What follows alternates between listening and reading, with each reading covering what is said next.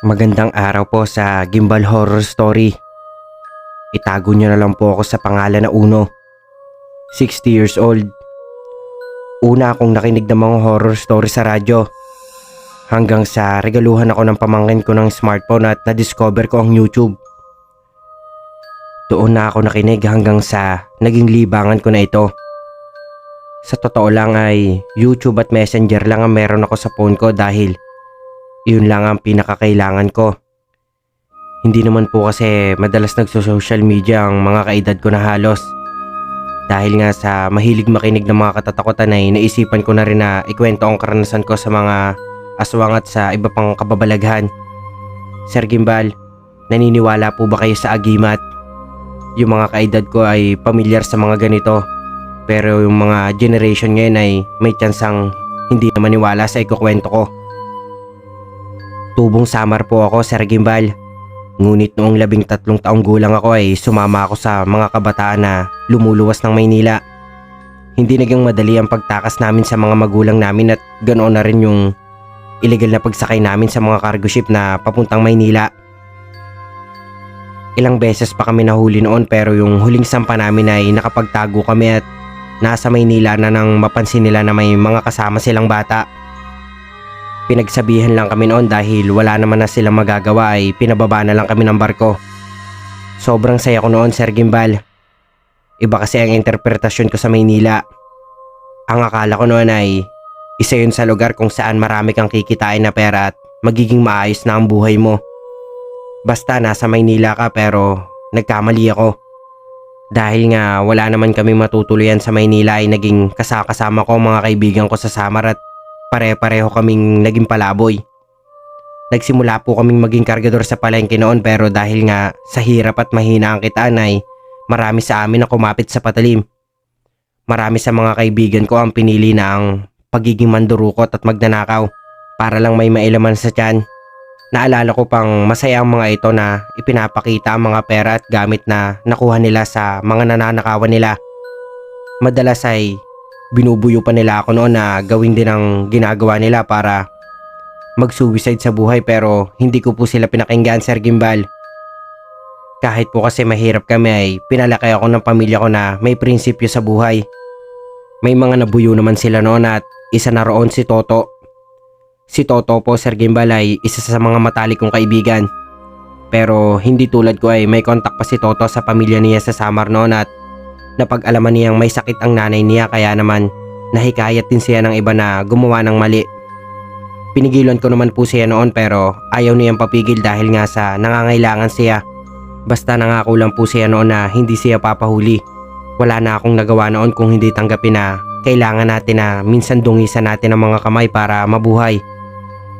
Lumipas sa mga buwan na taon, Sir Gimbal. 15 anyos ako nang maranasan ko ang pagbabagong ito. Dahil nga sa palengke ako noon nagtatrabaho ay kilala ako ng mga tindera. May mga babait sa akin ngunit meron din po ang masungit na talagang iniiwasan ko. Isa na sa kanila yung matandang nagtitinda ng langis. Hindi ko lang alam kung pamilyar po kayo sa mga matandang nagtitinda ng langis sa mga karton o bilao. Yung matandang ito ay likas na masungit na po sa iba. Para bang hindi makukumpleto ang araw niya kapag hindi siya nakakapagsungit. At kahit minsan ay napapadaan ka lang ay talagang susungitan ka niya. Kaya naman po ay talagang iniiwasan ko siyang makasalamuha o makasalubong man lang. Hindi ko kasi maintindihan kung bakit ang sungit-sungit niya. Isang gabi ay natapos na ang trabaho ko at nagkita kami ni Toto sa labas ng Quiapo Church. Ang sabi niya ay naparami ang kita niya ngayong araw at gusto niya akong ilibre ng pagkain. Naghahanap kami ng makakainan noon nang may marinig akong sigaw. Sigaw iyon ng isang matanda. Agad kong hinanap kung saan iyon at laking gulat ko nang makita yung masungit na matanda. Nakadaba ito at tila nahihirapan tumayo. Nakita ko rin tumakbo yung mga kasama nila mula sa Samar habang tumatawa pa. Uno, tara na! Aya ni Toto, walang pakialam sa nakita. Sandali lang. Ani ko at agad akong tumakbo papunta sa matanda. Inalalayan ko ito, tinulungan tumayo. Ayos lang po kayo? Tanong ko sa matanda. Tumango naman ito ngunit sinabi ang pinaka-importante daw na bagay sa kanya ay kinuha ng mga kabataan. Tinutukoy niya ay yung mga kaibigan namin na tumakbo kanina. Sabi kong maghintay lang siya at kukunin ko ako. Nakiusap pa ako kay Toto na bantayan muna ang matanda at tumakbo ako para habulin ang mga kasama namin. Noong una ay ayaw nilang ibalik ang kinuha sa matanda, pero noong sabihin ko na babayaran ko ito ng 5 piso ay pumayag sila. Para po sa mga batang nakikinig, noong panahon po na iyon ay malaki na ang 5 piso. Kung ako po ang tatanungin ay siguro nasa 200 pesos na iyon. Matapos makuha ay ibinigay na rin nila sa akin yung supot na nakuha nila sa matanda. Bumalik ako sa matanda at naabutan ko itong mag-isa na lang. Nasaan na po yung kasama ko kanina? Tanong ko rito. Sinabi sa akin ng matanda na bigla na lang umalis at iniwan siya. Iiling-iling na inabot ko rito ang supot. Salamat anak, sa iyo na yan. Nakangiting ani ng matanda. Ano po? Para akong nabingi sa sinabi ng matanda. Ang sabi niya ay nasa loob ang supot ang pinaka-importanteng bagay sa kanya, bakit naman niya ito ibibigay sa akin? Hinawakan ng matanda ang kamay ko at ngumiti. Anak, puprotektahan ka niyan. Ani nito bago naglakad. Hindi ako agad nakasagot dahil sa bigla niyang binigay sa akin yung supot at isa pa ay iika-ika siyang maglakad, pero ngayon ay tuwid na siyang maglakad at para bang mas malakas pa siya sa akin. Hanggang sa nawala na ang matanda sa paningin ko, ay hindi pa rin ako makapagsalita. Napabuntong hininga na lang ako bago tinignan yung laman ng supot. Isa ay yung kwintas na may mata sa gitna ng pendant. Bilog ang pendant nito habang kulay itim na sinulid ang tali. Isinuot ko na lang ito bago itinapon yung supot at lumakad na. Sobrang pinagtatawanan ako noon ni Toto, Sir Gimbal. Bakit daw po ako nagpauto sa matanda at ibinayad ko pa ang sinahod ko ng araw na iyon para sa walang kwentang kwintas. Nagkibit-balikat na lang ako at inisip na ibabalik ang kwintas sa matanda kinabukasan. Pero hindi na po yun nangyari, Sir Gimbal. Hindi ko na ulit nakita ang matanda dahil para lang itong bulang naglaho. At kahit noong pinagtanong-tanong ko ito ay walang nakakaalam. Lumipas ang mga buwan na sa tingin ko ay talagang niloko ko ng matanda. Dahil wala namang nagawa ang kwintas noong nahuli ang mga kaibigan kong nang hold up at ikinulong. Noong nagkaroon ng away sa ilalim ng riles ng tren kung saan kami natutulog na magkakaibigan at hinuli kami ng barangay, naiisip ko pa noon na baka may sakit sa utak ang matanda. Hanggang sa isang araw ay nakatanggap ako ng malungkot na balita. Ayon kay Toto ay nabalitaan ng mga magulang niya na patay na raw ang mga magulang ko at kailangan kong umuwi para sa libing ng mga ito at sa mga naiwan nila. May maliit na bangka po kasi ang itay na siyang ginagamit niya sa pangingisda. Iyak ako ng iyak noon, Sir Gimbal. Hindi ko malaman kung ano ang gagawin ko dahil sa nangyari. Iniisip ko na sana ay hindi na ako umalis ng Samar. Sana ay nakakasama ko pa ang pamilya ko. Dahil walang pera ay nakiusap ako kay Toto na kausapin yung mga kaibigan niya nagtatrabaho sa laot para isabay akong pauwi ng Samar. Pumayag naman niyon pero syempre ay nagbayad ako. Nakauwi ako noon ng Samar at nairaos namin ang libing ng mga magulang ko.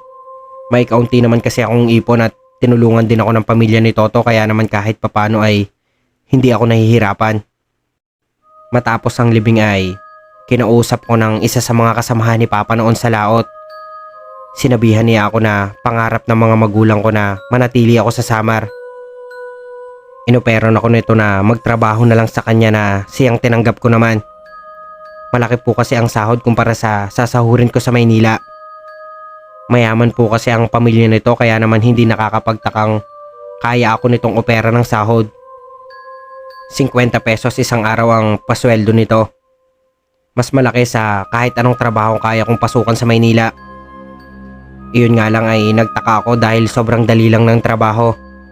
Ang sabi niya ay babantayan ko lang daw ang asawa niyang buntis sa kabilang baryo. Maaga raw kasi siya na umaalis dahil sa business nilang isdaan sa palengke at madalas ay gabi na nakakauwi o madaling araw na. Kaya naman kailangan nito ng kasama. Naiintindihan ko naman po ang gusto niya kaso hindi po ba dapat babae ang kinukuha niya? Kahit nag-aalinlangan ay tinanggap ko na lang ang trabaho at dahil nga sa nasa kabilang baryo ang bahay ay Hinatid ako nito sa unang araw ko. Tanghali na nang makarating kami noon sa bahay nila.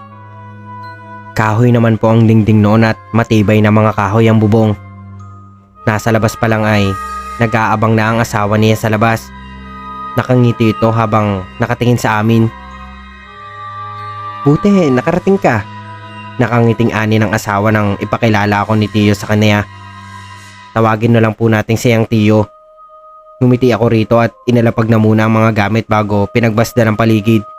Dahil nga sa mayaman sila ay iba ang inisip kong makikita sa bahay nila, pero noong oras na yun ay tingin ko ay normal lang naman ito at sakto lang para sa mag-asawa.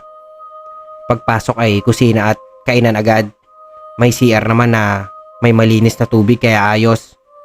Dalawa rin ang kwarto nito. Tipikal na bahay sa probinsya noon. Kumain ka muna. Nga pala, iyon ang kwarto mo. Itinuro sa akin ni Manang ang isang nakabukas na kwarto. Tumango naman ako at binitbit na ang mga gamit para ipasok doon.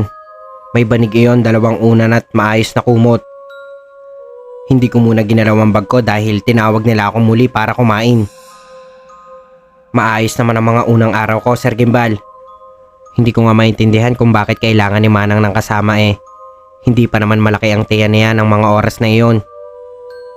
Hindi man siya pwedeng yumuko at magbuhat ay nakakagawa pa rin naman siya ng gawaing bahay tulad ng pagluluto at paghuhugas. Noong hapon ay nagpaalam na si Tiyo sa amin.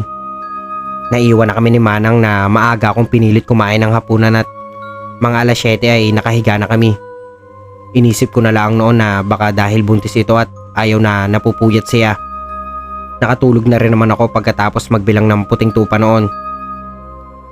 Naalimpungatan ako nang makarinig ako ng kaluskos sa labas ng bahay. Dahil nga kahoy at pawid lang ang pinakadingding ay maririnig mo ang mga ingay sa labas ng mas malakas. Pupungas-pungas akong bumangon noon at pinakaramdaman ng paligid. Kako bakit naman lalabas ng 10 oras ng gabi si Manang buntis ito. Noong muli akong makarinig ng ingay ay nagdesisyon na akong tumayo at puntahan kung sino iyon. Lumabas ako ng kwarto at sinilip ang kwarto ni Manang pero nakasara naman iyon. Mas lalong napakunot ang noo ko nung muli akong nakarinig ng kaluskos mula sa labas. Para iyong naglalakad ng mahinang mahina. Iyon bang pinipilit na bawat hakbang ay hindi makakagawa ng ingay para hindi malaman ng nasa loob ng bahay. Napabuntong hininga ako noon, Sir Gimbal, at inisip na isang makulit na naman. Sanay na po kasi ako sa Maynila na makasalamuhan ng mga kawatan, mga gustong magnakaw sa bahay na tinutuluyan namin noon. Iyon din siguro ang dahilan kung bakit sobrang lakas ng pakiramdam ko sa mga ganitong bagay. Mabilis kong kinuha yung araro na nasa tabi ng pintuan at maingat na binuksan ang pinto ng walang ingay. Ang sabi ko pa noon ay yari sa akin kung sino man ang magnanakaw na iyon dahil naistorbo niya ang tulog ko. Maingat akong naglakad patungo sa gilid ng bahay at itinaas ang araro bago ako lumiko para sana hambalusin yung kung sino man na kanina pang naglalakad-lakad. Pero agad din akong napaatras at nabitawan ng hawak. Napaupo ako sa lupa at nanlaki ang mga matang nakatingin sa nilalang na nasa harap ko. Isang aso, isang napakalaking aso na kasing laki ko. Itim na itim ito at nakaangil sa akin na para bang isang galaw ko lang ay handa na itong lumusob. Napalunok ako at agad na napaatras. Muling umangil ang aso at nakita ko ang matutulis nitong mga ngipin. Hahakbang na sana ito papalapit nang mapatingin siya sa suot kong kwintas. Agad na parang umamo ang mukha ng aso bago tumalikod at nagtatakbo. Ilang minuto kong naiwang tulala sa nangyari. Kung pwede ko lang higitin ang sariling hininga ay ginawa ko na. Pero hindi ako halos makagalaw. Hanggang sa natauhan ako at nagkandarapang tumakbo papasok ng bahay. Nasubsob pa ako noon pero hindi ko ininda iyon hanggang sa makapasok ako at may sara ang pinto. Habol-hining akong iniisip ang nangyari. Posible bang may ganoong nilalang? Tanong ko sa sarili ko.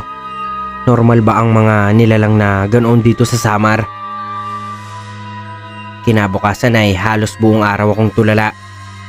Hindi ko naman masabi kay Manang dahil alam kong bawal sa buntis ang mag-alala. Naisip ko rin naman na sabihin kay Tiyo ngunit ang kaso ay hindi ko naman siya naaabutan. Maaga kasi ito umalis kanina at hindi pa kami gising ni Manang ng oras na iyon. Pagdating ng gabi ay kabado na naman ako dahil baka makita ko na naman ang malaking aso. Naghintay ako na may marinig akong kaluskos pero hanggang sa makatulog ako ay wala akong narinig na kung ano na siyang ikinatuwa ko naman. Lumipas ang mga araw at akala ko ay hindi ko na ulit makikita ang nilalang na iyon. Pero isang gabi ay nagising na lang ako dahil sumigaw si Manang. Impit ang sigaw niya na akala ko pa nung una ay nananaginip ako. Pero halos madapa ako sa pagtakbo dahil sa kaba. Pagbukas ko ng pinto ng kwarto ni Manang ay bumungad sa akin ang nakahigang babae habang nakatingin sa sinulid na pababa mula sa bubong ng bahay. Pula iyon at sobrang nipis. Napatakbo ko sa tabi ni Manang at agad siyang hinila palayo sa sinulid. Tinanong ko din kung ayos lang ito at nagsimula na siyang maiyak. Nakarinig ako ng mga pangil at pagkaskas sa bubong ng bahay. Para iyong nagagalit na hindi ko maintindihan. Nakakarinig din ako ng mga lakad ng kung sino pero hindi na ito katulad ng nakaraan. Mabilis na ito at parang nagmamadali pa. Napalanok ako ng laway at napakapit pa kay Manang noon. Sir Gimbal, mula sa matagal na paninirahan sa Maynila ay halos hindi ko na maalala ang mga kwentong aswang sa Samar. Naalala ko kasi na hindi talaga nagkukwento ng mga katatakutan ng mga magulang ko dahil ayaw nilang matakot ako at umiyak. Kaya naman ang oras na yun ay wala akong ideya na isa na palang aswang ang nasa labas ng bahay. Nakarinig ako ng kalabugan at mga ingay ng pusa. Umaangil ang mga ito na para bang nag-aaway-away. Hanggang sa bigla na lang may bumagsak na kung ano. Nakaamoy kami ng nakakasulasok na amoy. Hindi ko masabi pero yung mga patay na daga at nabubulok na basura yung amoy. Nagsimula na rin kami makaamoy ng dugo. Narinig ko ang hagulhol ni Manang. Napadako ang tingin ko sa kanya at halos mahimatay ako sa nakita. Nakabukas na yung pinto ng bahay. Sira yun at lasog-lasog na. Sa pinto ay may nakatayong napakalaking baboy. Yung laki doble sa karaniwan. Itim na itim ito at malaki ang mga ngipin. Agad akong tumayo para protektahan si Manang. Iniharang ko ang sarili ko sa pintuan habang nasa loob pa rin ng silid niya si Manang. Nanginginig ang mga kalamnan ko noon sa takot pero wala na akong magagawa dahil kailangan kong iligtas si Manang. Umangil ang baboy at akmang lulusob. Dahil nga sa wala akong hawak na kung ano noon ay iniharang ko na lang ang mga braso ko sa harap ko at kahit alam kong walang magagawa iyon. Ilang minuto akong nakaganoon pero hindi lumusob ang baboy. Noong tinignan ko ito ay umaangil pa rin ito pero hindi makalapit. Hanggang sa bigla na lang may tumalo na pusa mula sa kung saan. Nanggaling ito sa labas at alam kong sa mukha ko iyon tumama. At huli na para umilag o magtakip man lang. Inaasahan ko na ang pagtama ng malaking pusa sa mukha ko. Pero bago pa iyon mangyari ay bigla na lamang itong tumalsik papalabas. Oo, Sir Gimbal. Tumalsik iyon papalabas na para bang bumangga ito sa kung saan at nag-bounce ba ang tawag doon. Bigla na lang itong tumalsik at tumama sa malaking puno. Nagtatakang tinignan ko ito. Yung pagtalsik po kasi niya ay parang may malakas na tumulak dito. Kahit ang totoo ay wala naman at sa hangin lang siya tumama. Muling umangil ang baboy habang nakatingin sa akin. Angil lang ito ng angil pero hindi naman ito lumalapit. Naamoy ko pa rin ang nakakasulasok na amoy pero hindi na ganoon katindi. Hindi pa rin ako makapag-react sa kung anong nangyari. Wala akong ideya kung bakit ganoon na lang ang nangyari sa pusa. Nakarinig kami ng mga sigawan. Sigawan ng mga tao. Napalingon doon yung baboy bago muling tumingin sa akin. Alam ko pong hindi kayo maniniwala pero kitang kita po ng mata ko kung paanong mag-anyong tao ang baboy at sugurin ako. Talaga pong nakita ko kung paano ang mga paa ng baboy ay unti-unting naging kamay ng tao. At ang mukha nito ay naging anyong tao hanggang sa tumayo ito sa harap ko. Matangkad itong lalaki na hubot-hubad at may mahabang buhok. Matutuli sa mga kuko nito at pangil. Nanggagalaiti itong nakatingin sa akin habang umuungol na para bang may gusto siyang sabihin pero hindi niya magawa. Napaatras pa ako noon at halos mabuwal noong Akala ko ay mahahawakan niya ako ngunit bigla na lang itong huminto sa pagsugod dahil tila may salamin na nakaharang sa pagitan namin. Nakabakat dito ang mukha niya pero kahit ano pang ungol at kalmot ang gawin niya ay hindi na siya makalapit. Nanginginig na nagtinginan kami ni Manang noon at dahan-dahan akong tumayo. Muling umungol ng malakas ang lalaki bago ito umalis at tumakbo palabas. Naiwan kaming nakatulala noon ni Manang hanggang sa magdatingan yung mga tao. Ganoon na rin si Tio. Ang sabi ng ilan ay may mga nakakita raw sa mga taong iyon na umaaligid sa bahay. Kaya naman nagtawag ito ng mga tao at pati na ang mga tanod para hulihin. Sakto naman at pauwi na rin si Tio at agad na inasikaso niya si Manang pagdating. Matapos tanungin kung ayos lang kami ay nagsialisan na rin sila para hanapin yung dalawang aswang. Wakwak o aswang ay hindi ko po talaga alam. Hindi ko po alam kung anong uri ang sumugod sa amin. Nagpasalamat din po sa akin noon si Tio at dahil hindi ko raw iniwan si Manang. Nagtinginan lang kami ni Manang noon at ngumiti sa isa't isa. Alam namin na pareho na kahit pagtakbo ay hindi ko magagawa noong mga oras na iyon. Sinabihan rin ako ni Tio na magpahinga na dahil lagpas 12:00 na rin noon. Sinunod ko naman iyon at bago matulog ay hinawakan ko ang kwintas ko na bigay ng matanda at nagpasalamat dito. Dahil kung hindi ko suot iyon ay malamang ay nakain na kaming dalawa. Iniisip ko pa noon na iyon ang proteksyon na ibig sabihin ng matanda. Sa totoo lang Sir Gimbal hanggang ngayon ay hindi ko pa rin alam kung yung kwintas ba na iyon ang pumuprotekta sa akin ng gabing iyon. Pero nagpapasalamat pa rin ako rito araw-araw. Sa ngayon po ay nasa Maynila na ako naninirahan at malayo na sa Samar. Wala na rin po akong balita kay Tio at Manang kung buhay pa ba sila. Pero ang alam ko ay maganda ang naging buhay nila dahil nakapag-abroad ang anak nila.